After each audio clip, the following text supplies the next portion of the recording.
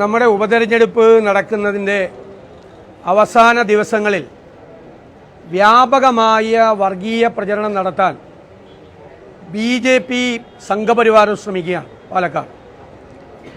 അതിന് മുഴുവൻ കുടപിടിച്ചു കൊടുക്കുന്ന സമീപനമാണ് സർക്കാരും CPM-ഉം ചെയ്തുകൊണ്ടിരിക്കുന്നത്. ചേലക്കരയിൽ പോലും അവസാന സമയം ക്രൈസ്തവ ഭവനങ്ങളിൽ മുനമ്പം വിഷയവുമായി ബന്ധപ്പെട്ട് വെള്ളത്തിന് തീപിടിപ്പിക്കുന്ന തരത്തിലുള്ള പ്രചരണം, അതിൻ്റെ ലഘുലേഖകൾ വിതരണം ചെയ്തു. ഞങ്ങൾ പരാതി കൊടുത്തു. ആ പരാതിയിന്മേൽ ഒരു കേസെടുക്കാൻ പോലും സർക്കാരോ തെരഞ്ഞെടുപ്പ് കമ്മീഷനോ തയ്യാറായില്ല. ആ ലഘുലേഖകൾ വായിച്ചാൽ മതപരമായ ഭിന്നിപ്പുണ്ടാക്കുന്നതിന് വേണ്ടി, വർഗീയമായ ഭിന്നതയുണ്ടാക്കുന്നതിന് വേണ്ടി മനഃപൂർവ്വമായി നടത്തിയ പ്രചരണമാണ്. അതുപോലെ BJP-യുടെ കേന്ദ്രമന്ത്രി സുരേഷ് ഗോപിയും BJP നേതാവ് ഗോപാലകൃഷ്ണനും ഇതുപോലെ തന്നെ വർഗീയമായി ഭിന്നിപ്പുണ്ടാക്കുന്നതിന് വേണ്ടിയിട്ടുള്ള പ്രചരണം നടത്തി. അവർക്കെതിരായിട്ട് കേസെടുക്കാനുള്ള ധൈര്യം പിണറായി സർക്കാരിനില്ല. ശബരിമല പോലും സംഘർഷഭൂമിയാക്കി മാറ്റാൻ സംഘപരിവാർ ശ്രമിച്ചു. ഇതിൻ്റെ ഇടയിൽ എത്രയോ വർഷക്കാലത്തെ, നൂറുകണക്കിന് വർഷക്കാലത്തെ വിശ്വാസത്തിൻ്റെ, പാരമ്പര്യത്തിൻ്റെ തുടർച്ചയാണ് ശബരിമലയിൽ. വാവര് നടയിൽ നിന്നും വേട്ടതുള്ളലുമായി പോകുന്ന ഭക്തിനിർഭരമായ യാത്ര, ദേവസ്വം ബോർഡുകൾ അല്ലേ, ഗവൺമെൻറ്റുകൾ അതിനുള്ള എല്ലാ സൗകര്യങ്ങളും ഒരുക്കി കൊടുക്കുന്ന എത്രയോ വർഷങ്ങളായി, പതിറ്റാണ്ടുകളായി. ആ വാവര് നട പൊളിച്ചു കളയണം എന്ന് BJP-യുടെ നേതാവ് പ്രസംഗിച്ചിട്ട് അയാൾക്കെതിരായി ഒരു കേസ് പോലും എടുക്കാൻ ഈ സർക്കാർ തയ്യാറായില്ല. ക്രൈസ്തവ ഭവനങ്ങളിൽ പോയി ഈ വർഗീയ പ്രചരണം നടത്തുന്ന ഈ സംഘപരിവാർ ഒരു കാര്യം അറിയണം. അവരാണ് വന്ധ്യവയോധികനായ ഫാദർ സ്റ്റാൻ സ്വാമിയെ ആദിവാസികളുടെ ഇടയിൽ സാമൂഹ്യ പ്രവർത്തനം നടത്തി എന്നതിൻ്റെ പേരിൽ അദ്ദേഹത്തെ ജയിലിലാക്കിയത്. അദ്ദേഹം പാർക്കിൻസൺ അസുഖം ബാധിച്ച് ഒരു ഗ്ലാസ് വെള്ളം എടുത്തു കുടിക്കാൻ പറ്റാത്ത ആളായിരുന്നു. അദ്ദേഹത്തെ ജയിലിൽ വെച്ച് പീഡിപ്പിച്ചു കൊന്നത് ഈ വർഗീയവാദികളാണ്. സാമൂഹ്യ പ്രവർത്തനത്തിന് ലോകം മുഴുവൻ മാതൃകയായ മദർ തെരേസയ്ക്ക് കൊടുത്ത ഭാരതരത്നം തിരിച്ച് കൊടുക്കണം എന്ന് പറഞ്ഞ ആളുകളാണ് ഈ സംഘപരിവാറിൻ്റെ നേതാക്കൾ. നമുക്ക് എല്ലാവർക്കും അറിയാം ഇവർ നടത്തുന്ന പ്രചരണങ്ങൾ. ഇപ്പോൾ മണിപ്പൂരിൽ ഇപ്പോഴും കഴിഞ്ഞ ആഴ്ച കുക്കി വിഭാഗത്തിൽപ്പെട്ട 10-12 പേരെയാണ് വെടിവെച്ചു കൊന്നത്. വ്യാപകമായി അക്രമം, സ്ത്രീകൾ ഉൾപ്പെടെയുള്ള ആളുകളെ പച്ചയ്ക്ക് കത്തിക്കുകയാണ്, കുഞ്ഞുങ്ങൾ ഉൾപ്പെടെയുള്ള ആളുകളെ. അവർക്കൊന്നും സംരക്ഷണം കൊടുക്കാൻ തയ്യാറാകാതെ, മണിപ്പൂർ സന്ദർശിക്കാൻ പോലും തയ്യാറാകാതെ പ്രധാനമന്ത്രി നിൽക്കുകയാണ്. എന്നിട്ടാണ് ഇവർ കുഞ്ഞാടുകളെ പോലെ ഈ ക്രൈസ്തവ ഭവനങ്ങളിൽ പോയി ഈ ഭിന്നിപ്പെടുന്നത്. അത് തിരിച്ചറിയാനുള്ള ബോധ്യം കേരളത്തിലെ ക്രൈസ്തവ സമൂഹത്തിനുണ്ട്. ഇവരെ മുനമ്പം വിഷയത്തിൻ്റെ പേരിൽ ഭിന്നിപ്പിക്കുന്നതിന് വേണ്ടിയിട്ടുള്ള ശ്രമം നടത്തുകയാണ്. ഭിന്നിപ്പിക്കുന്നതിന് വേണ്ടിയിട്ടുള്ള വ്യാപകമായ പരിശ്രമം നടത്തിക്കൊണ്ടിരിക്കുകയാണ്. അപ്പോൾ അതിനെതിരായിട്ടുള്ള പ്രചരണം കൂടിയാണ് UDF മുന്നോട്ട് വയ്ക്കുന്നത്. ഇത് വർഗീയതയ്ക്കെതിരായിട്ടുള്ള പോരാട്ടമാണ്. വർഗീയതയുമായി സന്ധി ചെയ്ത് CPM അവരിവിടെ 3-ാം സ്ഥാനം ഉറപ്പിച്ചിരിക്കുകയാണ്. ഈ നിയോജക മണ്ഡലത്തിൽ 3-ാം സ്ഥാനം ഉറപ്പിച്ചിരിക്കുക. അവർക്ക് ജയിക്കാൻ കഴിയില്ല എന്നവർ വ്യക്തമായി. എന്നിട്ട് BJP-യെ സഹായിക്കുന്നതിന് വേണ്ടിയിട്ടുള്ള പ്രചരണവുമായി അവർ മുന്നോട്ട് പോയിക്കൊണ്ടിരിക്കുകയാണ്. നിങ്ങളറിയണം, ഈ BJP-യിൽ സീറ്റ് അന്വേഷിച്ചു പോയ ഒരാളെ EP ജയരാജൻ പറഞ്ഞതുപോലെ ഇരുണ്ടു വെളുക്കുന്നതിന് മുമ്പ് മറുകണ്ഠം ചാടിയ ഒരാളെ CPM-ന്റെ സ്ഥാനാർത്ഥിയാക്കി ഞങ്ങൾ മത്സരത്തിനില്ല എന്നാണ് അവർ പ്രഖ്യാപിച്ചത്. ഇന്നലെ അദ്ദേഹം വന്ന് ഞങ്ങളെല്ലാം വെല്ലുവിളിക്കുകയുണ്ടായി. അദ്ദേഹത്തിൻ്റെ ഇന്നലത്തെ ആ സ്ഥാനാർത്ഥിയുടെ ഇന്നലത്തെ മറുപടിയിൽ തന്നെ എല്ലാ കാര്യമുണ്ട്. അദ്ദേഹം എന്താ പറഞ്ഞത്? ഇനി നിങ്ങൾക്കൊരു, ഞാൻ അതിൽ ശേഷം ആ വിഷയത്തിലേക്ക് കടന്നു വരും.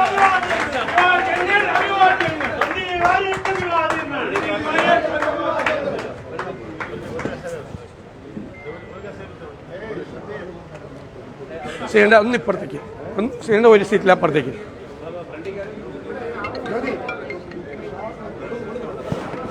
സോളൻ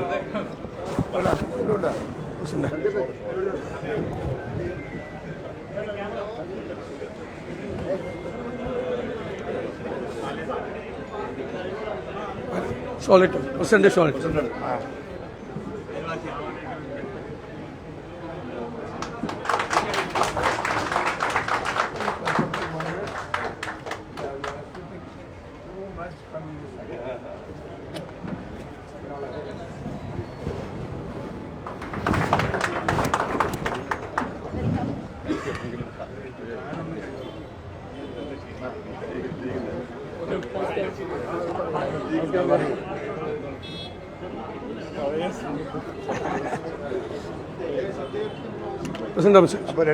നേരത്തെ പറഞ്ഞു പ്രസിഡന്റ് പറഞ്ഞു.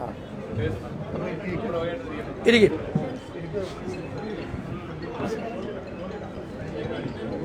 പ്രസിഡന്റ് പറഞ്ഞു.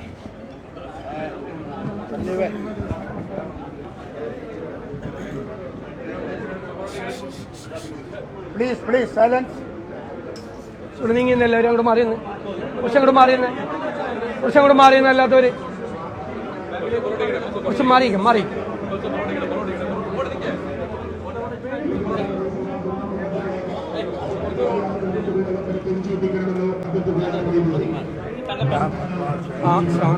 അത് കഴിഞ്ഞിട്ട് മതി.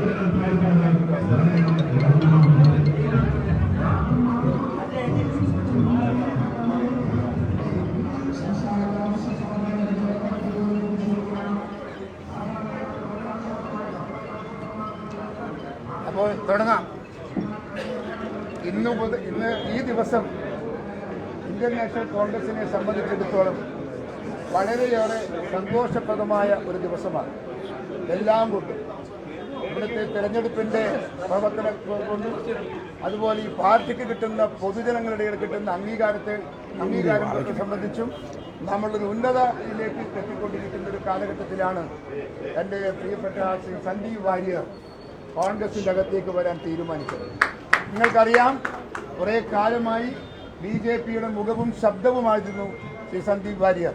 പക്ഷേ മതേതര ജനാധിപത്യ രാഷ്ട്രീയ പ്രസ്ഥാനത്തിൻ്റെ അകത്ത് പ്രവർത്തിക്കണമെന്ന അദ്ദേഹത്തിൻ്റെ നിഷ്കർഷതയുടെ അടിസ്ഥാനത്തിലാണ് അദ്ദേഹം ഇന്ത്യൻ നാഷണൽ കോൺഗ്രസിനെ സെലക്ട് ചെയ്ത് അതിലേക്ക് കടന്നു വരാൻ തീരുമാനിച്ചതും ഞങ്ങളെ അറിയിച്ചതും ഞങ്ങൾ അദ്ദേഹത്തെ സ്വാഗതം ചെയ്തതും.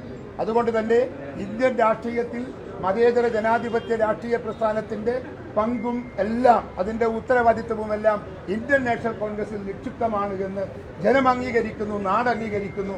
അത്തരം ഒരു ചുറ്റുപാടിൽ മതേതര രാഷ്ട്രീയ പ്രസ്ഥാനം എന്ന നിലയ്ക്ക് ഇന്ത്യൻ നാഷണൽ കോൺഗ്രസിൻ്റെ പ്രാധാന്യം ഒന്നുകൂടി ഉയർത്താനും വളർത്താനും പടർത്താനും പന്തലിപ്പിക്കാനും ശ്രീ സന്ദീപ് വാര്യരുടെ ഈ വരവ് നമുക്ക് ഉപകരിക്കും, നാടിനുപകരിക്കും എന്നീ സന്ദർഭത്തിൽ നിങ്ങളെ എല്ലാം അറിയിച്ചുകൊണ്ട് ഇന്ത്യൻ നാഷണൽ കോൺഗ്രസിന് വേണ്ടി സന്ദീപ് വാര്യരെ ഞാൻ ഈ പാർട്ടിയിലേക്ക് സഹർഷം സ്വാഗതം ചെയ്യുന്നു, നെഞ്ചോട് ചേർത്ത് സ്വാഗതം ചെയ്യുന്നു.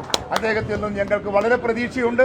ആ പ്രതീക്ഷയുടെ എല്ലാ പ്രതിഫലനങ്ങൾ വരാൻ പോകുന്ന നാളുകളിൽ നമുക്ക് കാണാവുന്നതേയുള്ളൂ.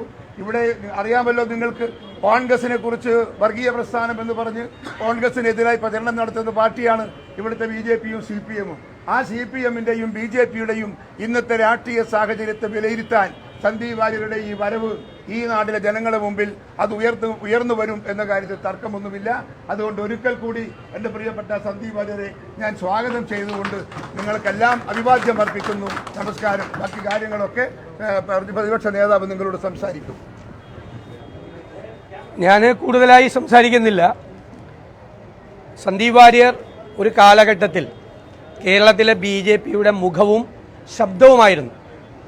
അദ്ദേഹം വർഗീയതയുടെ, വെറുപ്പിൻ്റെ, വിദ്വേഷത്തിൻ്റെ രാഷ്ട്രീയത്തോട് വിട പറഞ്ഞ് സ്നേഹത്തിൻ്റെയും ചേർത്ത് നിർത്തലിൻ്റെയും രാഷ്ട്രീയത്തിലേക്ക് കടന്നു വരികയാണ്.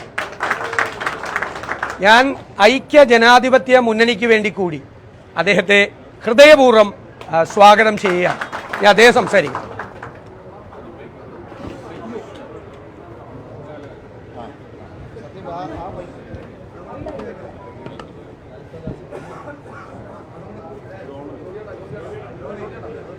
കൊടുക്ക.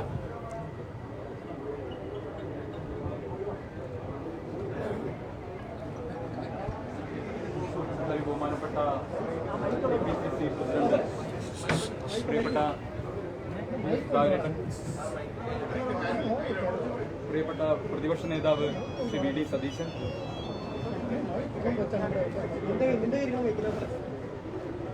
ബഹുമാനായിട്ടുള്ള KPCC president Shri K Sudhakaran, ബഹുമാനപ്പെട്ട പ്രതിപക്ഷ നേതാവ് ശ്രീ വി ഡി സതീശൻ, ACCയുടെ സെക്രട്ടറിയും ജനറൽ സെക്രട്ടറിയും ഇവിടെ കേരളത്തിന്റെ ഇൻചാർജുമായ ബഹുമാനായിട്ട് മാഡം ദീപ മാഡം, ഒപ്പം DCCയുടെ അധ്യക്ഷൻ ബഹുമാനപ്പെട്ട MP എല്ലാ Mohan sir, secretary Mohan sir, കേരളത്തിന്റെ ഇൻചാർജായിട്ട് മോഹൻ സാർ ഉൾപ്പെടെ വേദിയിലിരിക്കുന്ന ഒരുപാട് പേരുണ്ട്. എല്ലാവരെയും എനിക്ക് വർഷങ്ങളായിട്ട് നല്ല ബന്ധമുള്ള ആളുകളാണ്. എല്ലാവരും പേരെടുത്ത് ലിജു അടക്കമുള്ള എല്ലാ ആളുകളുമായിട്ടും നിരന്തരമായി സംസാരിച്ചിട്ടുള്ള, തർക്കിച്ചിട്ടുള്ള, രാഷ്ട്രീയം പറഞ്ഞിട്ടുള്ള ആളുകളാണെങ്കിൽ പോലും ഉള്ളിൽ നല്ല സൗഹൃദം എല്ലാ കാലത്തും എല്ലാ രാഷ്ട്രീയ പാർട്ടിയുടെ പ്രവർത്തകരുമൊക്കെ ഒരു സൗഹൃദം കാത്തു സൂക്ഷിച്ചു വന്നിട്ടുള്ള ആളാണ്. ഈ രാഷ്ട്രീയത്തിനപ്പുറം വ്യക്തിപരമായ സൗഹൃദങ്ങൾ, മാനവികമായിട്ടുള്ള ബന്ധങ്ങളൊക്കെ നിലകൊള്ളണം എന്നാണ് ഞാൻ എക്കാലവും ആഗ്രഹിച്ചത്. ആ രീതിയിലാണ് എന്റെ പെരുമാറ്റം എല്ലാ കാലത്തും ഉണ്ടായിട്ടുള്ളത്. പ്രത്യേകിച്ച് അത്തരത്തിൽ എല്ലാ രാഷ്ട്രീയ പാർട്ടിയുടെ നേതാക്കന്മാരുമായിട്ടൊക്കെ നല്ല ബന്ധം കാത്തുസൂക്ഷിക്കുമ്പോൾ അത് പൊതുസമൂഹത്തിന്റെ നന്മയ്ക്ക് വേണ്ടി നല്ല രീതിയിൽ വിനിയോഗിച്ചിട്ടുണ്ട്. അത് ഞാൻ ഇടയ്ക്കൊക്കെ മാധ്യമങ്ങളോട് ഇക്കാര്യം തുറന്നു പറഞ്ഞിട്ടുമുണ്ട്. എന്റെ സാമൂഹ്യ മാധ്യമ പോസ്റ്റുകളിലൊക്കെ ഇത്തരം ചില കാര്യങ്ങളൊക്കെ ഞാൻ തുറന്നു പറഞ്ഞിട്ടുള്ള ഒരാളാണ്. അതുകൊണ്ട് തന്നെ ഒരു രാഷ്ട്രീയ പ്രവർത്തനത്തിൽ ഏർപ്പെടുന്ന സമയത്ത് മാനവികമായിട്ട് ചിന്തിക്കുക, മനുഷ്യത്വപരമായിട്ട് ചിന്തിക്കുക എന്നുള്ളത് സർവപ്രധാനമാണ് എന്ന് വിശ്വസിക്കുക. എന്തിനാണ് ഒരു സംഘടനയിൽ പ്രവർത്തിക്കുന്നത്? ഒരു സംഘടനയിൽ പ്രവർത്തിക്കുന്ന സമയത്ത് സ്വാഭാവികമായും സംഘടനയ്ക്കകത്ത് നിന്ന് നമുക്ക് സ്നേഹത്തിന്റെ, അതുപോലെ തന്നെ സാഹോദര്യത്തിന്റെ ഒരു കരുതൽ, താങ്ങലൊക്കെ എപ്പോഴും നമ്മൾ പ്രതീക്ഷിക്കും.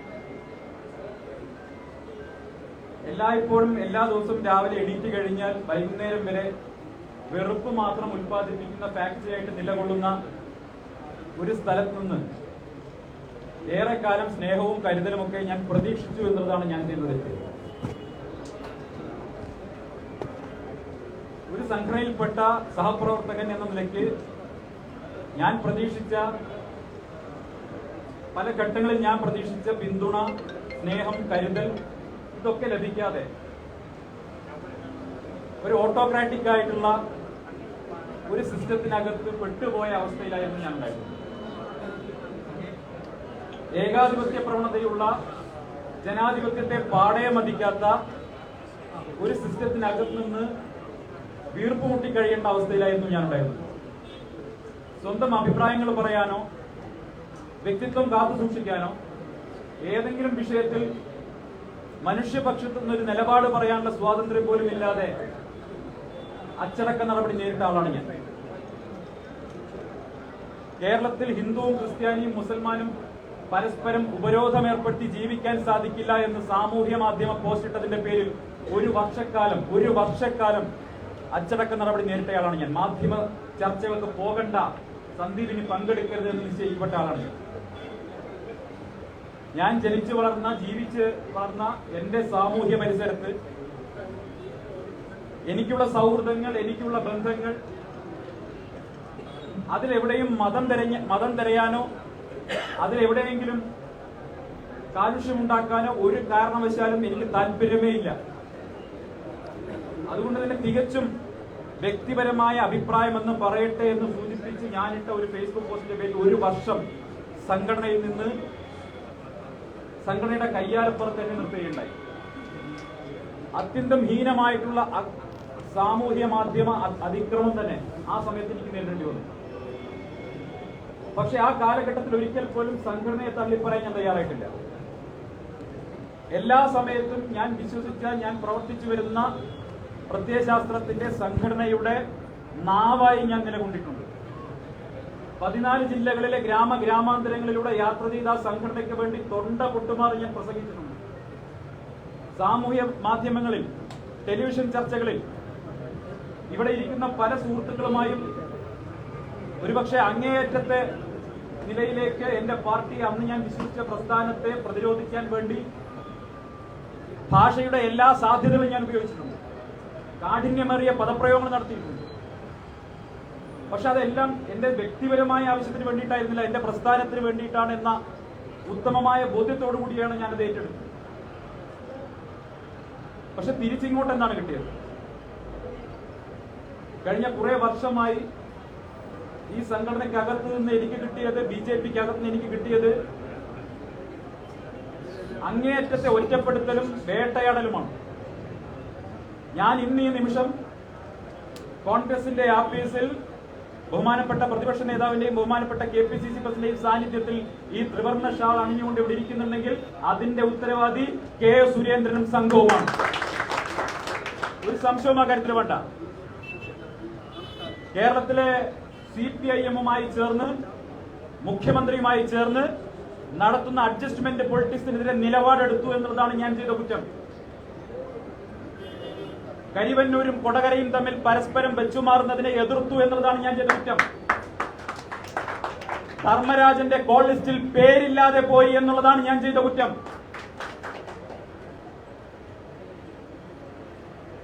അതുകൊണ്ട് ആ കുറ്റങ്ങൾ ഒരു കുറവാണെങ്കിൽ ആ കുറവ് അംഗീകരിച്ചുകൊണ്ട് ഇനി മുതൽ സ്നേഹത്തിന്റെ കടയിൽ ഒരു മെമ്പർഷിപ്പ് എടുക്കാനാണ് ഞാൻ തീരുമാനിച്ചത്.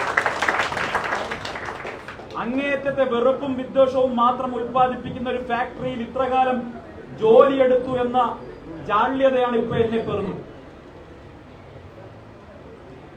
ഇത്രയും കാലം ഞാൻ ചില കാര്യങ്ങൾ പറഞ്ഞ സമയത്ത് ഞാൻ എന്റെ സഹപ്രവർത്തകരിൽ നിന്ന്, ചില ആളുകളിൽ നിന്ന് ഞെട്ടിക്കുന്ന അനുഭവങ്ങളാണ് കഴിഞ്ഞ ദിവസങ്ങളിൽ ഉണ്ടായത്. ഞാൻ ഒറ്റിക്കൊടുത്തവൻ, ബലിദാനികളെ മറന്നവൻ, ഞാൻ ബലിദാനികളെ മറന്നവനാണെന്ന് പറഞ്ഞ് സംഘത്തിന്റെ സ്വയംസേവകരോട്, ഇത് കണ്ടുകൊണ്ടിരിക്കുന്ന സ്വയംസേവകരോട് എനിക്ക് ചോദിക്കാനുള്ളത്, ചരിത്രത്തിലെവിടെയെങ്കിലും ഒരു ബലിദാനിയുടെ ഫോട്ടോ വെച്ച്, സ്ഥാനാർത്ഥിയുടെ ഫോട്ടോ കൂടി വെച്ച് വോട്ട് തേടുന്ന നിലയിലേക്ക് എന്നു മുതലാണ് ഈ സംഘടന തരംതാണു പോയത്? പാലക്കാട്ട് ഉപതെരഞ്ഞെടുപ്പിൽ ബലിദാനിയായ ശ്രീനിവാസന്റെ ഫോട്ടോ വെച്ച് വോട്ട് തേടുന്ന അവസ്ഥയിലേക്ക് എന്നാണ് ഈ സംഘടന തരംതാണു പോയത് എന്ന ചോദ്യം നിങ്ങൾ ഉന്നയിക്കണം. ആ സംഘടന ഇന്നും തുടരുന്ന, അതിനെ അന്ധമായി വിശ്വസിച്ച് പിന്തുടരുന്ന സാധാരണക്കാരായ മനുഷ്യരുണ്ട്. അവരെല്ലാവരും സാധാരണക്കാരാണ്. നിത്യജീവിതത്തിൽ എല്ലാവിധ മതസ്ഥരുമായും ഇടപെട്ട് മുന്നോട്ട് പോകുന്ന ആളുകളാണ്. പക്ഷെ അവർ തെറ്റിദ്ധരിപ്പിക്കപ്പെട്ടിരിക്കുന്നു ബലിദാനികളുടെ പേര് പറഞ്ഞുകൊണ്ട്.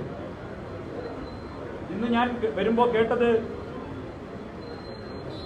ബഹുമാനപ്പെട്ട പ്രതിപക്ഷ നേതാവിനെതിരെയും KPCC പ്രസിഡന്റിനെതിരെയും BJPയുടെ സംസ്ഥാന പ്രസിഡന്റ് ഏതോ ബാന്ധവമൊക്കെ ആരോപിച്ചിട്ടുണ്ട് എന്നുള്ളതാണ്. ഞാൻ പാലക്കാട്ട് സ്വയംസേവകരോട് പറയാൻ ആഗ്രഹിക്കുകയാണ്, BJP പ്രവർത്തകരോട് പറയാൻ ആഗ്രഹിക്കുകയാണ്, ബലിദാനികളുടെ ഫോട്ടോ വെച്ച് എന്നെ ഈ കഴിഞ്ഞ ദിവസങ്ങളിൽ നിങ്ങൾ വേട്ടയാടി, സാമൂഹ്യ മാധ്യമങ്ങൾ വേട്ട. ഞാനിത് പറയാൻ ആഗ്രഹിച്ച ആളെയല്ല. പക്ഷേ ശ്രീനിവാസൻ വധക്കേസിൽ എങ്ങനെയാണ് 17 പ്രതികൾക്ക് ജാമ്യം കിട്ടാനുള്ള സാഹചര്യം ഉണ്ടായത് എന്ന് സംബന്ധിച്ച് BJP നേതൃത്വം മറുപടി പറഞ്ഞിട്ട് വേണം ബലിദാനികളുടെ ഫോട്ടോ വെച്ച് വോട്ട് തേടാൻ. 17 പ്രതികൾക്ക് ജാമ്യം കിട്ടിയിരിക്കുന്നു. UAPA ചുമത്തിയ കേസിൽ 17 പ്രതികൾക്ക് ശ്രീനിവാസൻ വധക്കേസിൽ എങ്ങനെ ജാമ്യം കിട്ടി? പ്രതികൾക്ക് വേണ്ടി സുപ്രീം കോടതി സീനിയർ കൗൺസിൽ ഹാജരായപ്പോ പ്രോസിക്യൂഷന് വേണ്ടി കേരളത്തിലെ, ഞാൻ അദ്ദേഹത്തെ ചെറുതാക്കി കാണിക്കുകയല്ല, സുപ്രീം കോടതി സീനിയർ കൗൺസിൽ ഒരു കേസിൽ ഹാജരായി കഴിഞ്ഞാൽ അത് എത്രമാത്രം കോടതിയിൽ സ്വാധീനം ഉണ്ടാക്കുമെന്ന്, അല്ലെങ്കിൽ ആ കേസിൽ സ്വാധീനം ഉണ്ടാക്കുമെന്ന് നിയമവിദഗ്ധരായിട്ടുള്ള ആളുകൾ ഇവിടെ അവർക്കറിയാം. ശ്രീനിവാസൻ വധക്കേസ് കൈകാര്യം ചെയ്യുന്ന സമയത്ത് എന്തുകൊണ്ട് സുപ്രീം കോടതി കൗൺസിൽ പ്രതികൾക്ക് വേണ്ടി ഹാജരായപ്പോ മറുപക്ഷത്ത് പ്രോസിക്യൂഷന് വേണ്ടി BJPയിൽ എത്രയോ കേന്ദ്ര നേതാക്കന്മാർ സുപ്രീം കോടതി പ്രാക്ടീസ് ചെയ്യുന്നുണ്ടല്ലോ, എന്തേ ഒരാൾ പോലും ബലിദാനിയായ ശ്രീനിവാസിന് വേണ്ടി ഹാജരായില്ല? എങ്ങനെ 17 UAPA ചുമത്തിയ കേസ് നിങ്ങൾ ആലോചിക്കണം. നിരോധിത സംഘടനയായിട്ടുള്ള പോക്രഫിനെ നിരോധിക്കാൻ അടിസ്ഥാനമായി പറഞ്ഞ 2047 ഒരു ഡോക്യുമെന്റ്, 2047 വിഷൻ എന്ന ഡോക്യുമെന്റ്, ആ ഡോക്യുമെന്റ് പോലും ഈ വിധി പകർപ്പിൽ നിങ്ങൾ പരിശോധിക്കണം. ഇതാണ് പ്രധാന കാരണമായി ബെയിൽ ഒബ്ജക്ഷന് വേണ്ടി റൈസ് ചെയ്തെങ്കിൽ പോലും അതുപോലും കോടതി പരിഗണിക്കാതെ വന്നത് എന്തുകൊണ്ടാണ്? അപ്പൊ നിങ്ങളുടെ ആത്മാർത്ഥത എത്രത്തോളം ഉണ്ട്? നിങ്ങൾ ആരെ സഹായിക്കാനാണ് നിലപാടെടുത്തത്? ആരാണ് ഇതിന്റെ പുറകിൽ കളിച്ചത്? നിങ്ങൾ ബാന്ധവം ആക്ഷേപിക്കുമ്പോ ആ ബാന്ധവം വാസ്തവത്തിൽ ചെന്ന് നിൽക്കുന്നത് സ്വന്തം പാളയത്തിലാണ് എന്ന ഓർമ്മ വേണം. ഇവിടുത്തെ സ്ഥാനാർത്ഥി മറുപടി പറയണം. തൊട്ട് തലേന്ന്, അതായത് ശ്രീനിവാസൻ വധത്തിന് തൊട്ട് തലേന്ന് നടന്ന മറ്റൊരു കൊലക്കേസിൽ, ഇതേപോലെ ഗൂഢാലോചന കേസിൽപ്പെട്ടിട്ടുള്ള RSSന്റെ ജില്ലാ സഹകാര്യവാഹി ഇപ്പോഴും ജയിലിൽ കിടക്കുകയാണ്. അദ്ദേഹത്തിന് സുപ്രീം കോടതി ജാമ്യം നിഷേധിച്ചു. ബലിദാനികളെ ഒറ്റിക്കൊടുത്തവനെന്ന് എനിക്ക് നേരെ സാമൂഹ്യ മാധ്യമങ്ങളിൽ പോസ്റ്റിട്ട സ്വയം സേവകർ എന്നോടല്ല ആ ചോദ്യം ചോദിക്കേണ്ട. ഒറ്റുകാരൻ നിങ്ങളുടെ കൂട്ടത്തിലാണുള്ളത്. ഒറ്റുകാരൻ നിങ്ങളുടെ കൂട്ടത്തിലാണുള്ളത്. ആ വിധിപ്പകർപ്പെടുത്തൊന്ന് വായിച്ചു നോക്കി. ഞാൻ ഇത്രയും ദിവസം എവിടെയും പറഞ്ഞിട്ടില്ല, സംഘടനയ്ക്കുള്ളിൽ മാത്രമേ പറഞ്ഞിട്ടുള്ളൂ. ശ്രീനിവാസൻ വധം നടക്കുന്നതിന്റെ തലേ ദിവസം ഇവിടെ കൊലപാതകം നടന്ന സമയത്ത് ഏറ്റവും അധികം സുരക്ഷാ ഭീഷണി ഉണ്ടായിരുന്ന ആളാരാണെന്ന് എല്ലാവർക്കും അറിയാം. കേരളത്തിൽ 2 നേതാക്കന്മാരുടെ പേര് പറഞ്ഞാണ് വധഭീഷണി മുടക്കിയത്. അതിലൊന്ന് ഞാനായിരുന്നു. പക്ഷേ ആ കൊലപാതകം നടന്ന ഉടൻ BJP ഓഫീസിൽ നിന്ന് മറ്റ് പ്രധാനപ്പെട്ട നേതാക്കന്മാർക്ക് മുഴുവൻ മാറി നിൽക്കാനുള്ള സന്ദേശം വന്നപ്പോ അന്ന് എന്റെ വീട്ടിൽ വിഷു ദിവസമുള്ള എനിക്ക് മാത്രം അവർ ആ സന്ദേശം തന്നില്ല. കൊല്ലുകയാണെങ്കിൽ സന്ദീപിനെ കൊന്നോട്ടെ എന്ന് കരുതിയിട്ടായിരുന്നോ? എന്റെ ഭാഗ്യം കൊണ്ടാണ് ഞാൻ രക്ഷപ്പെട്ടത്. എന്റെ വീട്ടുകാരുടെ ഭാഗ്യം കൊണ്ടാണ് ഞാൻ രക്ഷപ്പെട്ടത്. അപ്പൊ സന്ദീപ് തീർന്നു പോയാൽ അത്രയും സൗകര്യമെന്ന് കരുതിയിട്ടാണ്. മറ്റാർക്കാ ഭീഷണി ഉണ്ടായിരുന്നത്? കേരളത്തിലെ BJP പ്രവർത്തകർക്ക് അറിയാമല്ലോ, സംഘപ്രവർത്തകർക്ക് അറിയാമല്ലോ. ഏറ്റവും കൂടുതൽ ഭീഷണി ഉണ്ടായിരുന്ന ആൾ ഞാനാണ്. എങ്ങനെയാ ഭീഷണി വന്നത്? ആ സംഘടനയുടെ നാവായി നിന്ന് സംസാരിച്ചത് കൊണ്ടാണ് എനിക്ക് ഭീഷണി ഉണ്ടായത്. അതുകൊണ്ട് ഒറ്റുകാരന്റെ റോൾ ചേരുന്നത് ആ സംഘടനയ്ക്ക് അകത്തിരിക്കുന്നവർക്കാണ്. ഒരേ കുറ്റം ആരോപിക്കപ്പെട്ട ജില്ലാ സഹകാര്യവാഹി ജയിലിൽ കിടക്കുന്നു. ശ്രീനിവാസൻ വധക്കേസിലെ 17 പ്രതികൾക്ക് ജാമ്യം കിട്ടിയ അവസ്ഥയുണ്ടായിരിക്കുന്നു. അതുകൊണ്ട് എന്നെ ഒറ്റുകാരനെന്ന് വിളിക്കരുത്. നിങ്ങൾ ചോദ്യം ചെയ്യേണ്ടത് സ്വന്തം നേതൃത്വത്തെയാണ്. ഞാൻ എന്നെ ഏറ്റവും അവസാന നിമിഷം വരെയും വിശ്വസിച്ചു പോയതുകൊണ്ട്, പ്രവർത്തിച്ചു പോയതുകൊണ്ട് അതിൽ തുടരാൻ വേണ്ടി ഞാൻ ആത്മാർത്ഥമായ പരിശ്രമം നടത്തിയിട്ടും എന്തൊക്കെയാ പറഞ്ഞത് ഇക്കഴിഞ്ഞ ദിവസങ്ങളിൽ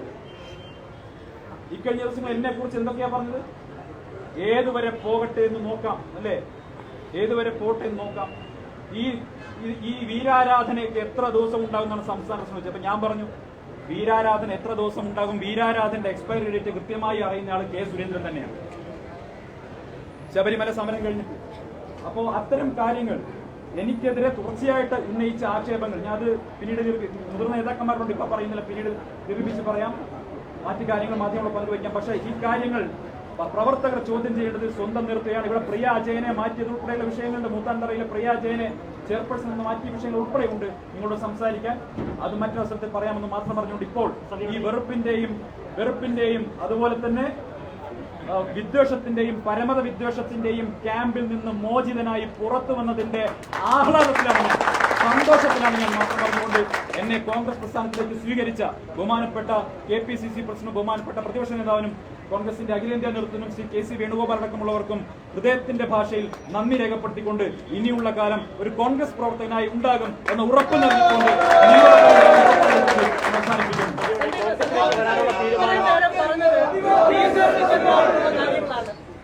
ഇത്രയും നേരം പറഞ്ഞത് BJPക്കെതിരായിട്ടുള്ള BJP താങ്കളോട് സ്വീകരിച്ച സമീപനങ്ങളെ കുറിച്ചാണ്. കോൺഗ്രസിലേക്ക് വരുമ്പോൾ എത്രമാത്രം കോൺഗ്രസിന്റെ ആശയങ്ങളെ ഉൾക്കൊള്ളാൻ താങ്കൾക്ക് കഴിഞ്ഞിട്ടുണ്ട്? കാരണം BJPയുടെ ആശയങ്ങളിൽ നിൽക്കുമ്പോൾ കോൺഗ്രസിനെ അതിനിശ്ചിതമായി വിമർശിച്ചിട്ടുള്ള ആളാണ് താങ്കൾ. കോൺഗ്രസിന്റെ ആശയം എന്ന് പറയുന്നത് ഇന്ത്യയുടെ ആശയമാണ്. ആ ഇന്ത്യയുടെ ആശയം ഇന്ത്യയിൽ ജനിച്ചു വീണ ഓരോ കുട്ടികളുടെയും DNA-യിലുള്ളതാണ്.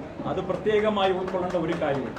കോൺഗ്രസിലേക്ക് വരാനുള്ള തീരുമാനം അത് സന്ദീപ് വാര്യർ നേതൃത്വത്തെ അറിയിച്ചതാണോ? കോൺഗ്രസ് നേതൃത്വം സന്ദീപിനെ ബന്ധപ്പെട്ടതാണോ? ഏത് ഘട്ടത്തിലാണ് കോൺഗ്രസിനെ തെരഞ്ഞെടുക്കാൻ തീരുമാനിച്ചത്? രാഷ്ട്രീയമായിട്ട് എല്ലാ കാര്യങ്ങളും ഒരു പത്രസമ്മേളനത്തിൽ തുറന്നു പറയേണ്ടതല്ലോ. അതെന്റെ പാർട്ടിയുടെ നേതാക്കന്മാരുടെ ആലോചിച്ച് ഞാൻ പറഞ്ഞു.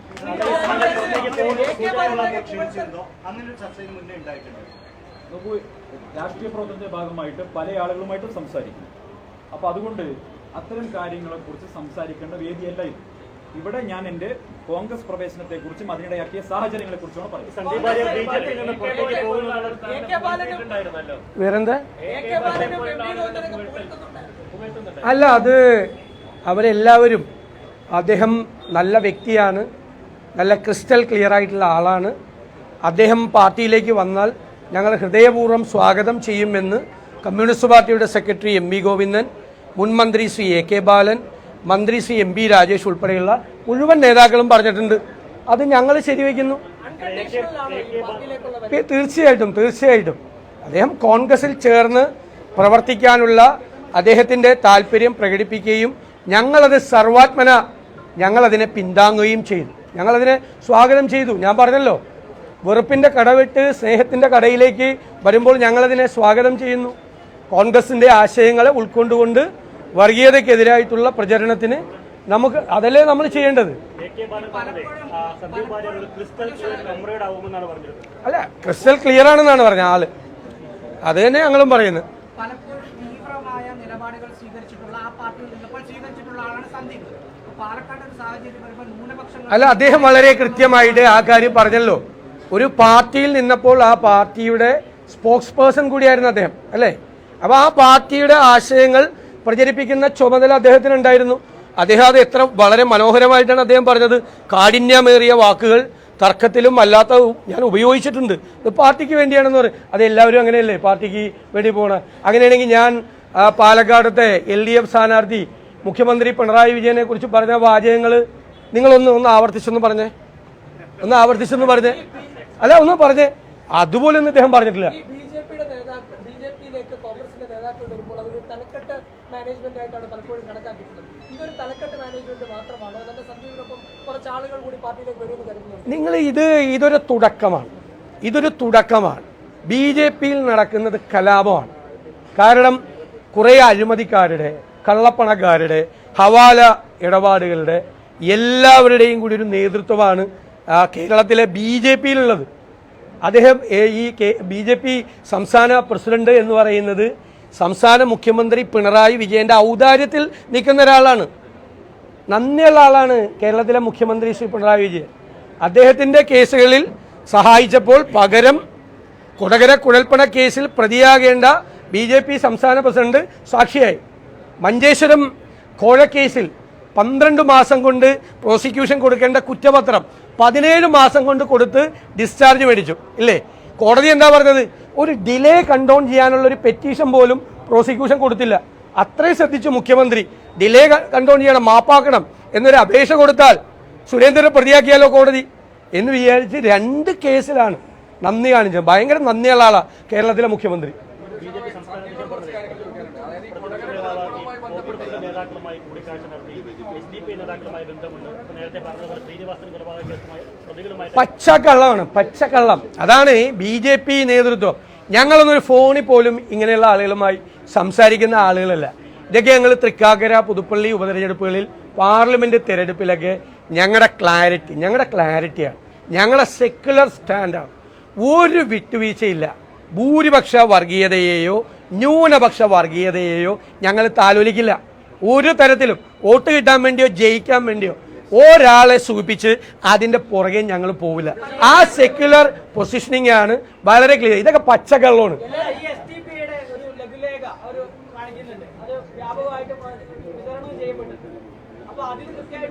രാഹുൽ മാങ്കൂട്ടത്തിന് വോട്ട് ചെയ്യണം, ഇടതുപക്ഷത്തെയും അതുപോലെ തന്നെ BJP എതിർക്കുന്ന ഒരു പോസ്റ്ററാണ്.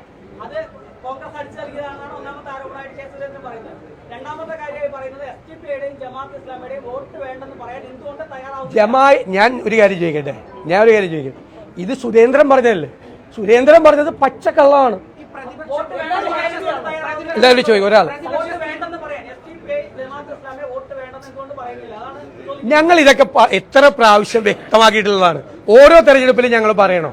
അല്ല, ഞാൻ ചോദിക്കട്ടെ, കേരളത്തിൽ കേരളത്തിൽ അങ്ങനെ ചോദിക്കല്ലേ? അല്ലല്ല, നിങ്ങളിത് എന്തും ചോദിക്കാന്നുള്ള ലീവല്ലേ? ഞങ്ങൾ പറഞ്ഞു തീർക്കട്ടെ. അതായത് ഞങ്ങൾ പാർലമെന്റ് തെരഞ്ഞെടുപ്പിലേക്ക് ഞങ്ങൾ എന്താ പറഞ്ഞത്? എന്തിനാ എല്ലാ തെരഞ്ഞെടുപ്പിലും ആവർത്തിക്കുന്നത്? ഇത് ആവർത്തിക്കേണ്ട ആൾ മുഖ്യമന്ത്രി പിണറായി വിജയനാണ്. കാരണം പാർലമെന്റ് തെരഞ്ഞെടുപ്പിൽ 35 ദിവസം CAA കുറിച്ചാണ് പറഞ്ഞത്. അന്ന് ന്യൂനപക്ഷ പ്രീണനമായിരുന്നു. അത് കഴിഞ്ഞ് ന്യൂനപക്ഷം വോട്ട് ചെയ്തില്ല എന്ന് കണ്ടു കഴിഞ്ഞപ്പോൾ അതിനുശേഷം ന്യൂനപക്ഷത്തെ ആക്രമിച്ച് ഭൂരിപക്ഷ പ്രീണനമാണ്. ഇങ്ങനെ ഓന്തിന്റെ നിറം മാറുന്നത് പോലെ നയം മാറ്റുന്ന ഒരു സമീപനം കേരളത്തിലെ കോൺഗ്രസിനോ കേരളത്തിലെ UDFനോ ഇല്ല. ശക്തമായ നിലപാടാണ്. പക്ഷേ ഇവിടെ BJP നേതൃത്വം ശ്രമിക്കുന്നത് CPMന്റെ സഹായത്തോടു കൂടി ഈ ഭിന്നിപ്പ് ഉണ്ടാക്കാൻ വേണ്ടിയിട്ടാണ്. ഭിന്നിപ്പ് മതങ്ങൾ തമ്മിലുള്ള ഭിന്നിപ്പ് അതിന് ഞങ്ങൾ കൂട്ടുകയറില്ല. അതിനെ ഞങ്ങൾ ശക്തിയായി എതിർക്കും. സന്ദീപിന്റെ വരവ് എങ്ങനെ ഗുണം ചെയ്യുന്നു വരുന്നത്? അല്ലല്ല, അതല്ലേ, അതൊരു പ്രഖ്യാപനമല്ലേ. വർഗീയതയുടെ ക്യാമ്പ് വിട്ട് മതേതരത്വത്തിന്റെ ക്യാമ്പിലേക്ക് വരുന്നു എന്ന് പറയുന്നതല്ലേ ഏറ്റവും പ്രധാനം. അതാണ് ഞങ്ങള് സന്ദീപിനെ ഞങ്ങൾ ഹൃദയപൂർവ്വം സ്വാഗതം ചെയ്യുന്നു.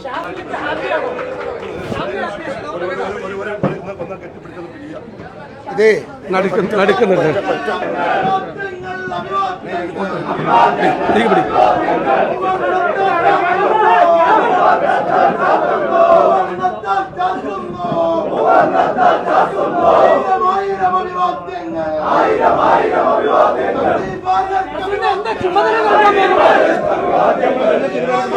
പഠിപ്പിക്കാൻ